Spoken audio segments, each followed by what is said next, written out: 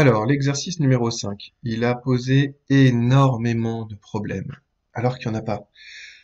J'ai l'impression que c'est le texte français qui vous a perturbé vraiment plus que de raison, alors qu'en fait, il n'y avait vraiment pas grand-chose à faire. Un petit schéma, ça peut aider à visualiser les choses. On souhaite faire une couche de neige artificielle de 40 cm d'épaisseur sur une piste qui est un rectangle, qui fait donc alors 40 cm. Le rectangle, il fait 25 mètres de large, et il fait 490 mètres de longueur.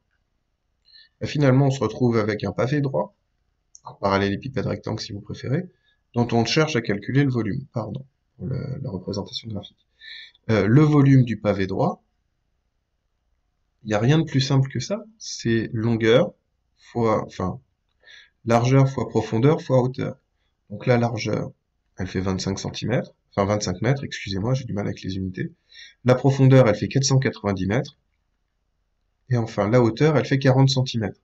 Alors, on peut pas multiplier des centimètres avec des mètres, c'est un peu compliqué. Donc, on va faire la conversion. 40 cm, c'est 0,4 mètres. Ce qui donne donc 0,4 mètres. On a bien des mètres fois des mètres fois des mètres, ce qui vont nous donner des mètres cubes. Et si on fait le calcul, 25 fois 0,4, ça fait 10, et 10 fois 4, 190, ça fait 4900 mètres cubes.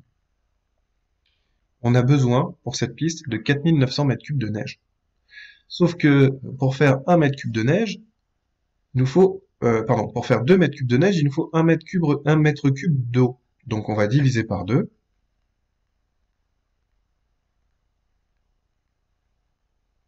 Si vous aviez vraiment envie de vous embêter, vous auriez pu faire un tableau de proportionnalité, mais enfin bon, la division là, elle est assez évidente.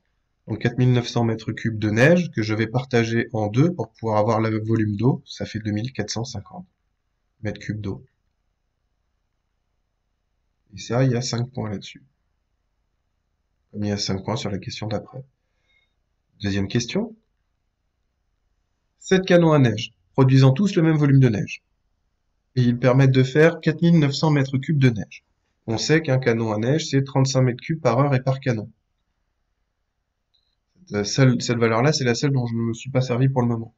Donc, ce que je vais faire, c'est que je vais déjà regarder, un canon à neige, 35 mètres cubes par heure, 7 canons à neige par heure, ça prend combien de temps? Donc, 7 fois 30, pardon.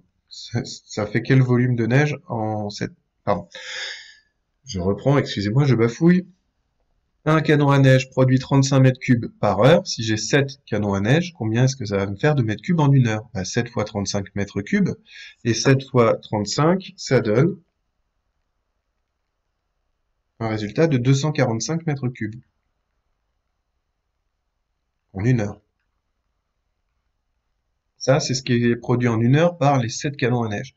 Et donc, ce que je veux faire, moi, c'est tout simplement savoir combien de fois je mets 245 mètres cubes, donc combien d'heures je mets, d'heures complètes, je vais mettre dans 4900. Donc, je prends 4900 mètres cubes, et je vais le diviser par 245 mètres cubes. Comme ça, j'aurai un résultat qui me donnera le nombre d'heures durant lesquelles on tournait les canons. Et, aux surprises, ça tombe juste et ça fait 20.